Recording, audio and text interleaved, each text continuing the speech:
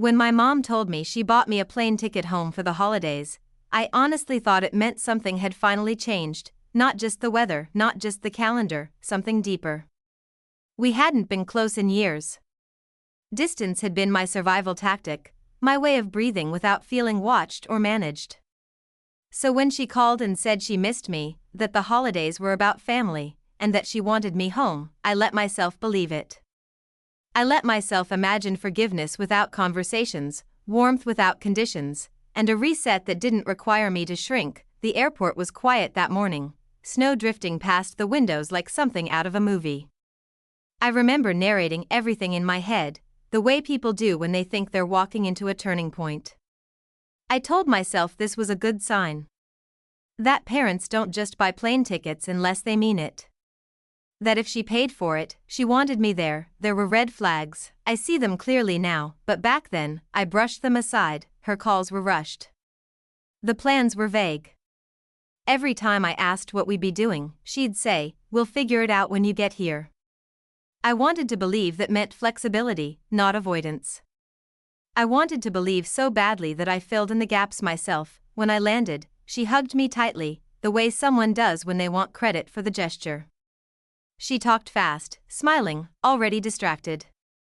On the drive home, she mentioned traffic, errands, how busy things had been. She didn't ask much about my life. I told myself she was just overwhelmed. I told myself this was normal. The house looked exactly the same when we pulled up. Same porch light. Same chipped step. Same welcome mat that had been there for years. But the feeling inside was different. Heavy. Like something had already started without me. Suitcases were stacked neatly by the front door. Not mine, all of theirs. At first, I thought maybe they were gifts. Or donations. Or laundry. Anything that didn't make my chest tighten. Then I walked into the kitchen and saw it. A list, taped to the fridge with a bright magnet, written in my mom's handwriting. Names. Times. Notes. My name at the top, underlined, with responsibilities listed underneath it. I laughed, softly. Not because it was funny, because I didn't know what else to do. I asked her about it casually, pretending my stomach wasn't sinking. She waved it off and said we'd talk later, after I settled in. She said that tone people use when they think something is already decided. That was the moment the air shifted. Hadn't even unpacked yet, but I felt it. The familiar sensation of being placed into a role without being asked. The old version of me, the useful one, the reliable one, the one who didn't cause problems. I smiled anyway. I told myself not to jump to conclusions. I told myself this was just a misunderstanding. That families don't fly you home just to use you.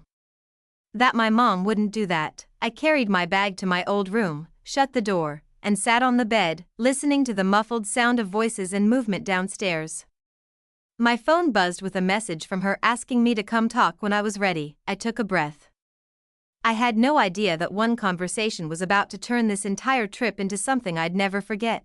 Before I explain what happened next, you need to understand who I am and why coming home mattered so much to me. I was 26 at the time, working a stable remote job that I fought hard to earn after years of bouncing between burnout and survival. Moving away wasn't rebellion. It was preservation. I left because staying meant constant anxiety, constant expectations, and never feeling like my own person. Distance gave me space to breathe, to learn who I was without being needed every second. Growing up, I was the dependable one. The built-in helper. The kid who noticed what needed doing before anyone asked. If something went wrong, I fixed it. If someone was overwhelmed, I stepped in. Saying no never felt like an option. It felt like failure. That role followed me quietly into adulthood until I finally walked away from it. My relationship with my mom has always been complicated. She framed control as love and sacrifice as obligation.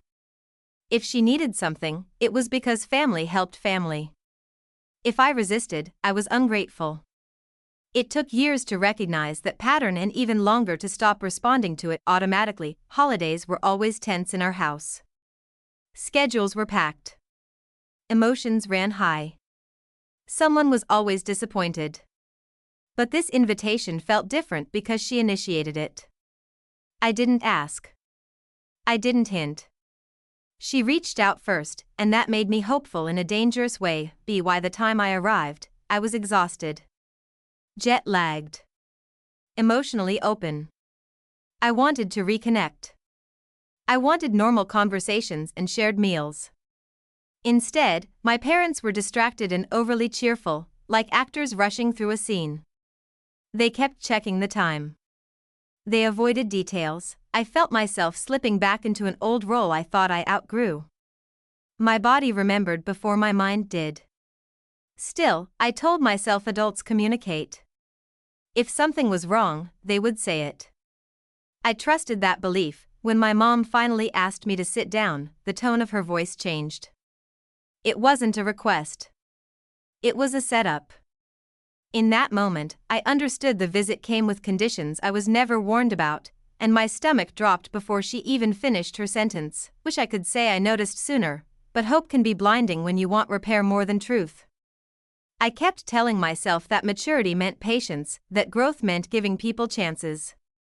I ignored the tightness in my chest and the familiar urge to perform usefulness. Coming home stirred memories I thought I had processed, old habits resurfacing without permission, reminded myself that I was an adult now. I paid my own bills. I made my own choices. No one could force me into anything without my consent. That belief felt solid until it didn't. Sitting there, waiting for her to explain why she needed me, I felt younger than I had in years. Smaller. Like the progress I made existed only when I was far away, the room felt quiet in a way that pressed on my ears.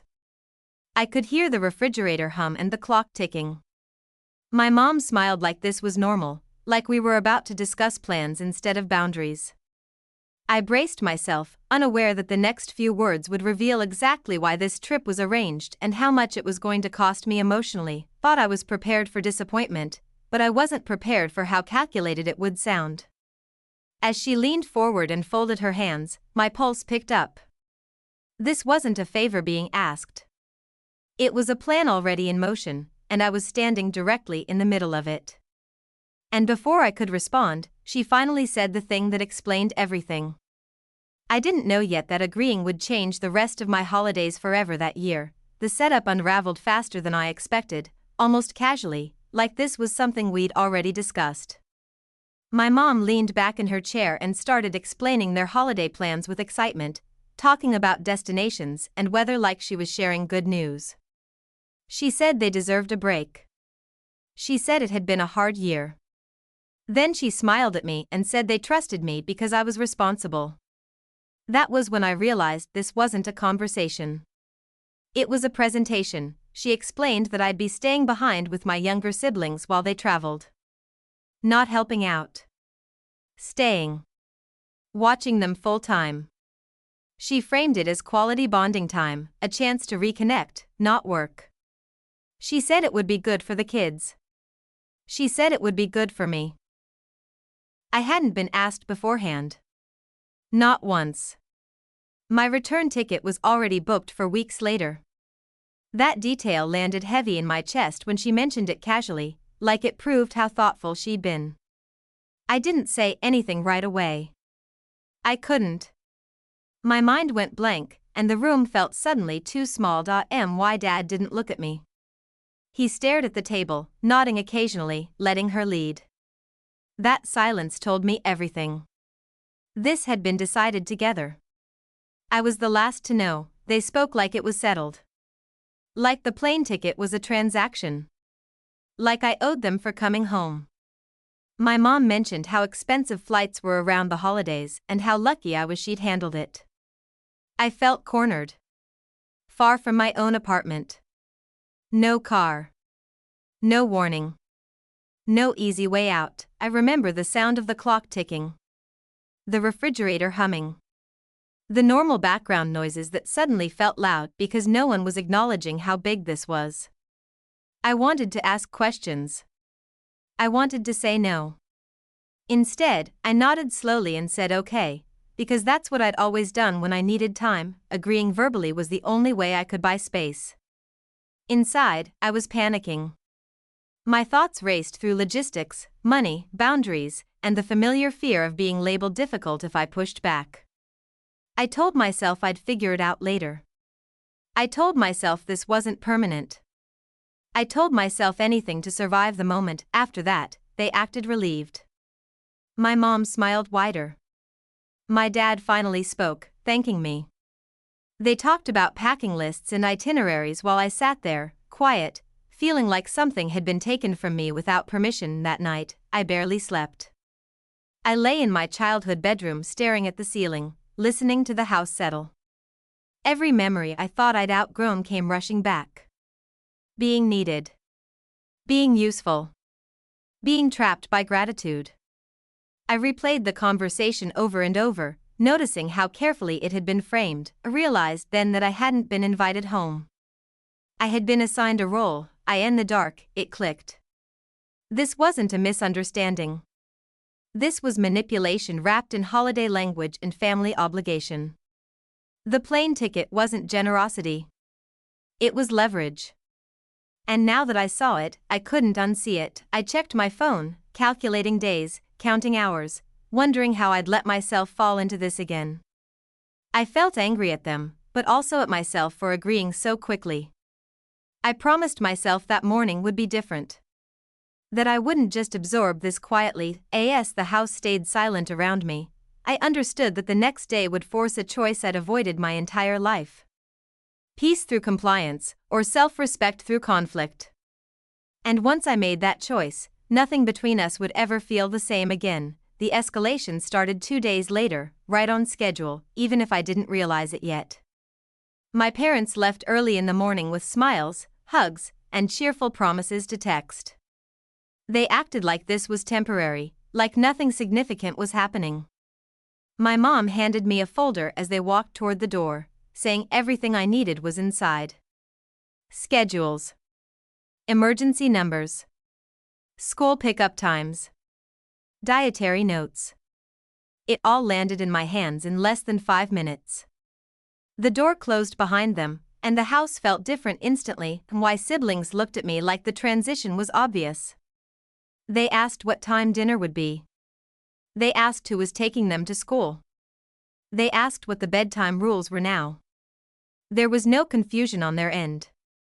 They assumed I was in charge of everything, because that's how it had been framed to them. I smiled and answered calmly, even though my chest felt tight. I tried to keep things normal. I followed the schedules. I made meals.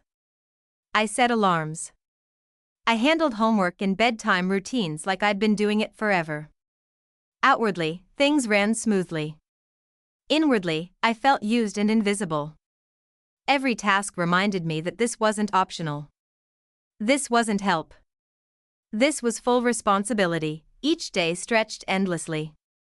Mornings blurred into afternoons, afternoons into evenings.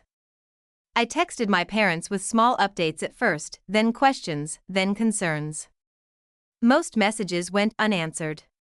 When they did reply, it was brief and deflective.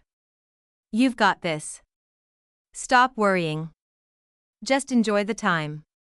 Their freedom was obvious in the gaps between responses. Realized they were enjoying themselves while I carried everything. That realization sat heavy in my stomach. I stopped expecting support and started observing instead. Quietly, carefully. I began documenting things without making it obvious. Times they didn't respond. Instructions that contradicted each other. Moments where I was left to decide alone midweek. I noticed money missing from my wallet. Not a lot. Just enough to make me pause. Then extra rules appeared, sent through text, changing routines without discussion. New expectations layered on top of old ones. None of it felt accidental. It felt planned. The pressure built slowly, then all at once. I was tired all the time. I snapped internally but stayed composed on the outside. I felt myself shrinking back into a role I had fought to escape. Every night, I lay awake replaying the day, wondering how I ended up here again. By the end of the week, exhaustion and anger collided. I couldn't tell which one was louder. I knew, with painful clarity, that I couldn't survive the entire holiday like this. Not without breaking. Not without saying something I couldn't take back. Not without losing myself again, standing in the kitchen one evening, staring at the fridge list with my name still underlined. I felt something shift. This wasn't just unfair. It was unsustainable. And if I didn't change something soon, the damage wouldn't just be to our relationship.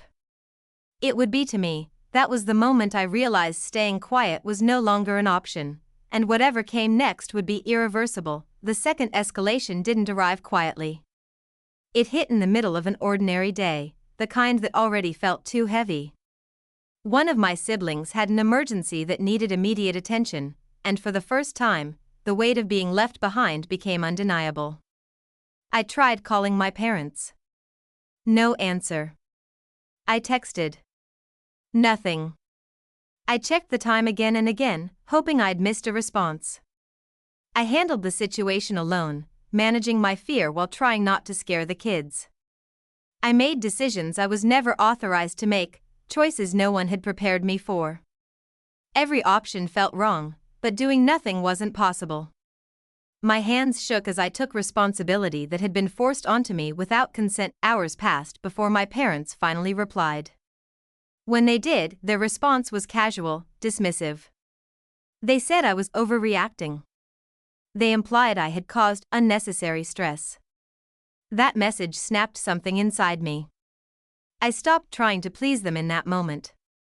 The part of me that always softened my words went quiet. I shifted my focus to protecting myself and the kids, not their comfort or vacation. The illusion that this was accidental disappeared. I saw the pattern clearly. That night, after everyone was asleep, I started researching flights. I checked prices, routes, cancellation fees. I looked up local laws about abandonment, about guardianship, about responsibility. I wasn't planning anything illegal. I was trying to understand my rights. Knowledge felt like armor. I also contacted a trusted friend back home, someone who knew my history and didn't minimize it.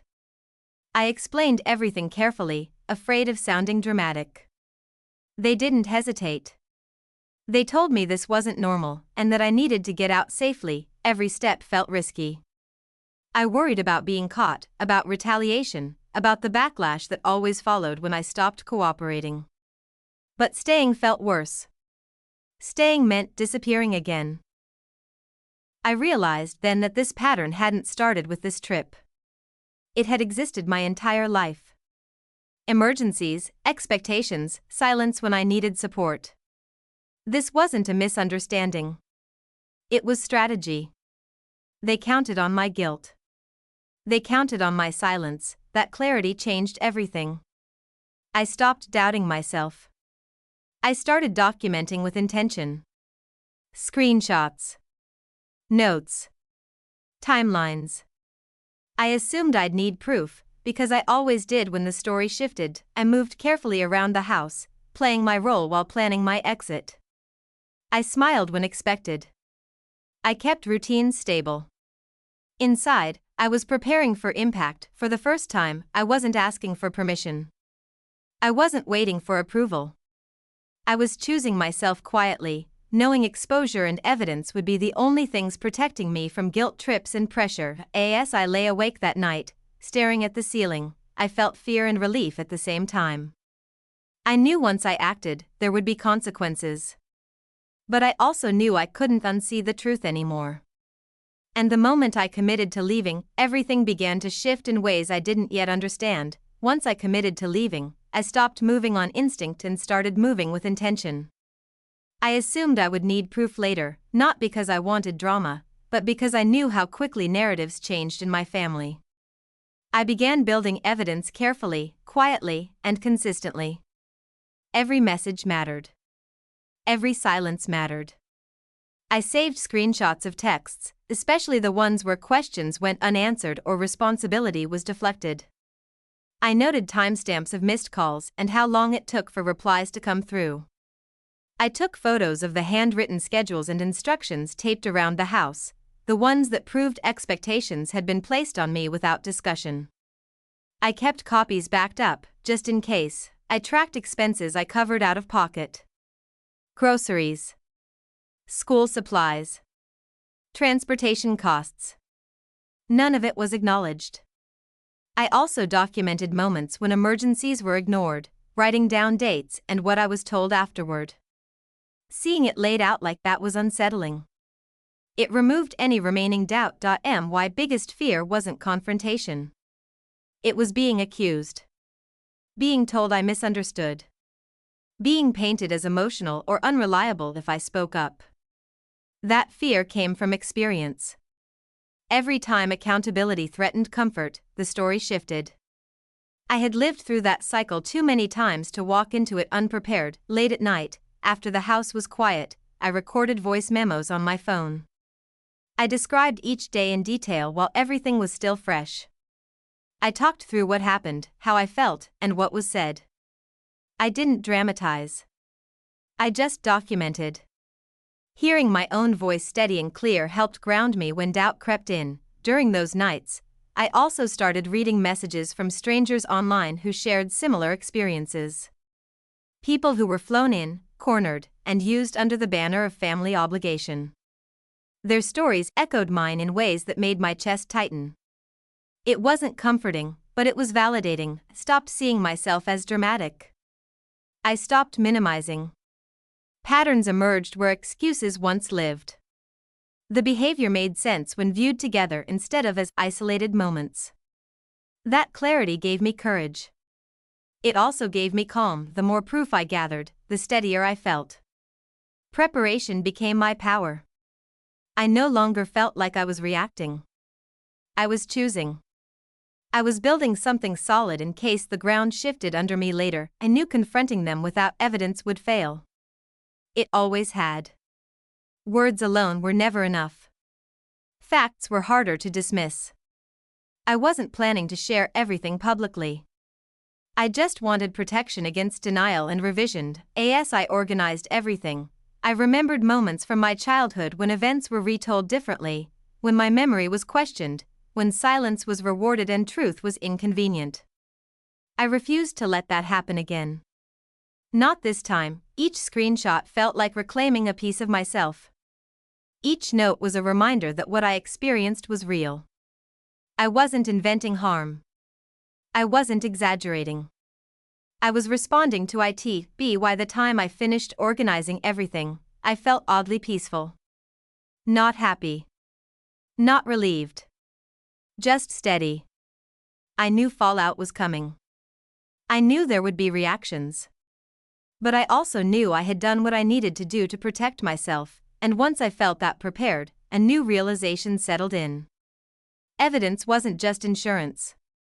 It was the foundation for what I planned to do next, and it meant I couldn't stay silent much longer without betraying myself again. The midpoint twist didn't come from my parents. It came from my aunt.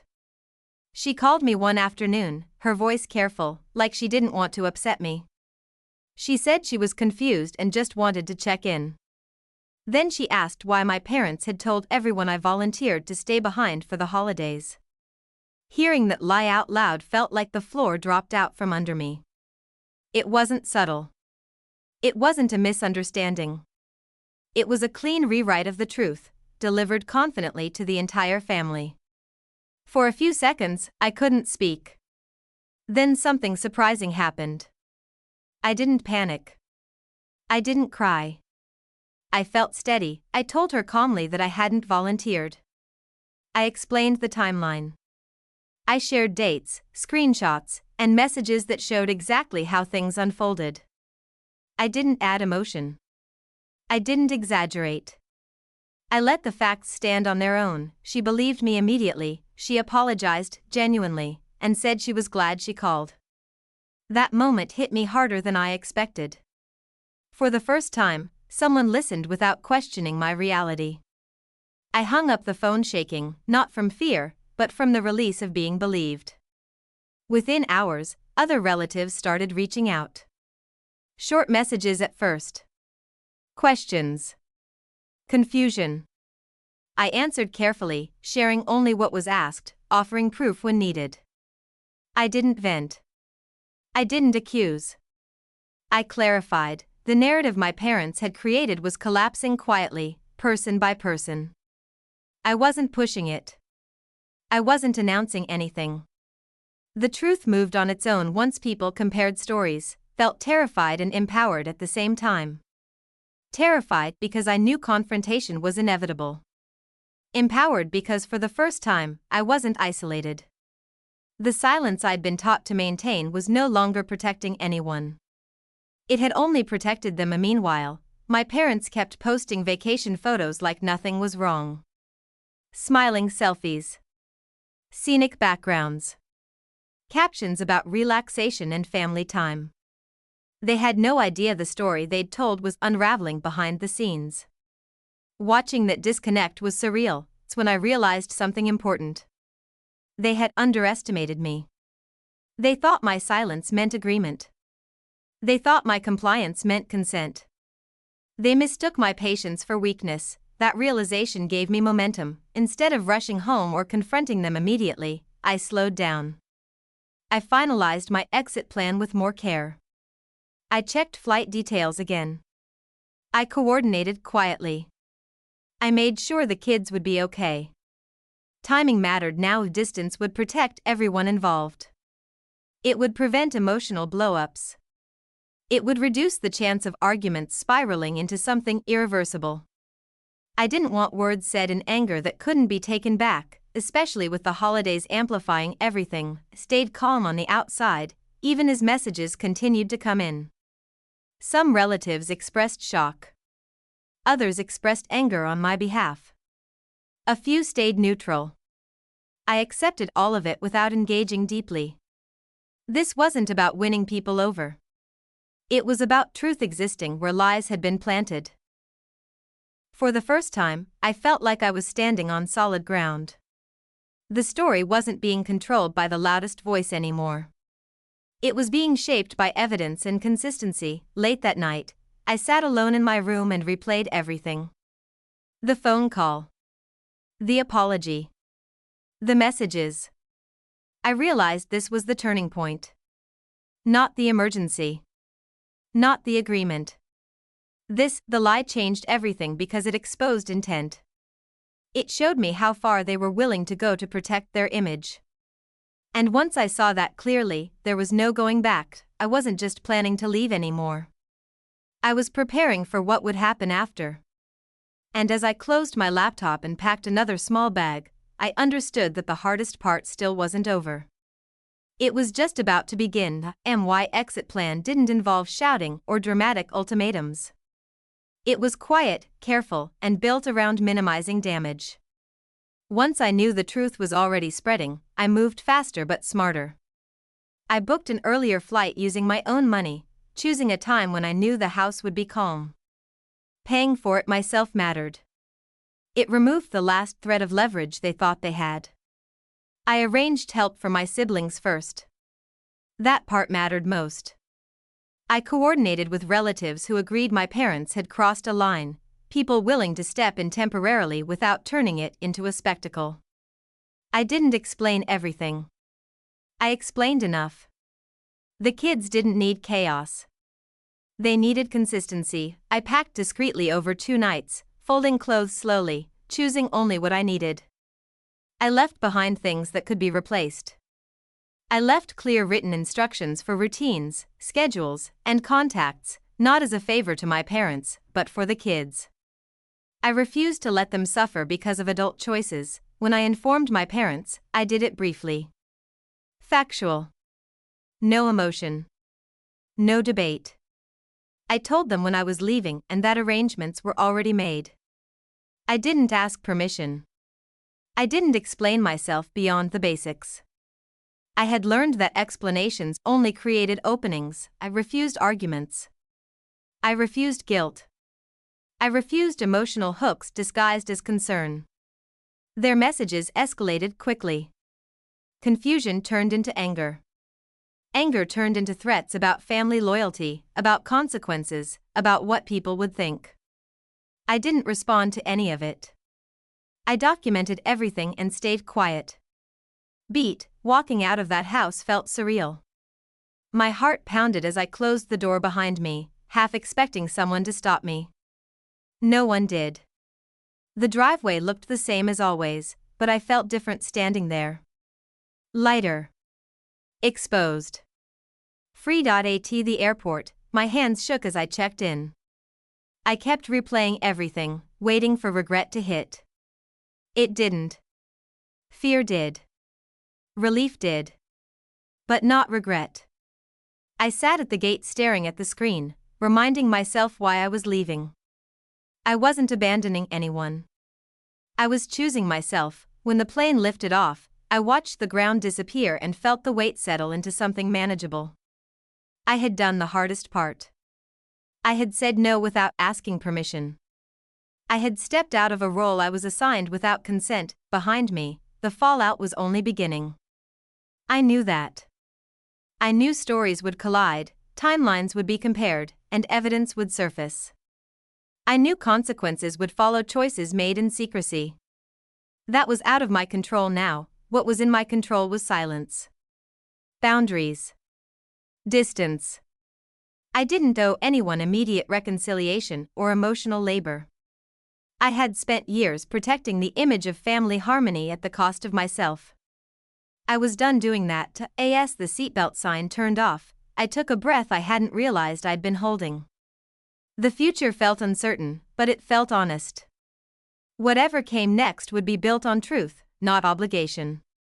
And as the plane moved steadily forward, I understood that this wasn't just an exit from a house. It was an exit from a version of myself that survived by staying quiet. The consequences didn't take long to arrive once my parents came home. I didn't announce anything. I didn't post. I didn't call a family meeting. The truth had already started moving on its own, and it didn't need my help anymore. Relatives confronted them with questions, screenshots, and timelines that didn't match the version they'd shared. At first, my parents denied everything. Then they minimized it. Then they adjusted details. Each version contradicted the last. Watching that happen from a distance was strange. Every change weakened their credibility, and they didn't seem to realize it. I stayed silent publicly, letting facts speak where emotions usually took over. Privately, my phone filled with messages. Some were apologetic. Some were supportive. A few admitted they'd believed my parents at first and felt guilty for not checking in sooner.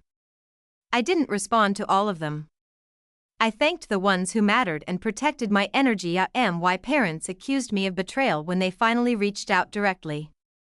They said I embarrassed them. They said I broke trust. But their words carried less power now. I wasn't isolated anymore. I wasn't guessing. I knew the truth was documented and shared. I watched accountability finally touch them in ways I hadn't seen before. Relationships strained. Invitations stopped coming as easily. People hesitated before believing their explanations. Trust, once cracked, didn't magically repair itself. They had to scramble for childcare. They had to ask for help instead of assuming it. They had to answer uncomfortable questions they couldn't deflect with jokes or guilt. None of it was explosive. None of it was dramatic. But it was real. That was the karma, not revenge. Not punishment. Just consequences aligning with actions. For the first time, I wasn't the default solution. I wasn't the quiet fix behind the scenes.